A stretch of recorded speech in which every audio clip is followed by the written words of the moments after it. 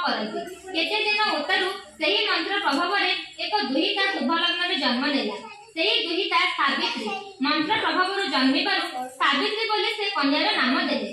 चंद्र पक्षरे चंद्र बुध करी माता पिताकर स्नेहादर पाई सावित्री बढ़ंती।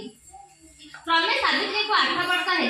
सावित्री को सांगरे धरी राजा परिवार समेत ऋषि आश्रम को जाती। ऋषि मानकर सेवा करती। ऋषि माने सावित्री को सेवा देखि कल्याण करती। सावित्री दिन पर सखी मानक धरी वन विहार करुथिले। सेही स्थान रे बसी पड़ी कहिले सावित्री मुंड मोर काहे घुराई देउची। मते अंधकार दिसुची। मो प्राण बाहरी गला पर लागुची। उठिबारु शक्ति पाउ नहीं। मते बड़ कष्ट लागुची। एहा सुनि सावित्री विचार कले मरण निकट हैला। एहा भाबी सावित्री कहिले मु एही कानिपणस बिछाई देउची। एथिरे शयन करंतु। एखाने देह सुस्थ हेबो। सावित्री को जानुनी मुंड देई सेही कानिपणतरे सोइले। संध्या प्रवेश हैला। कांत संध्या हेलाणी उठंतु। सावित्री उठाइले। सत्यवान उठिले नाही। तहु सावित्री स्थिर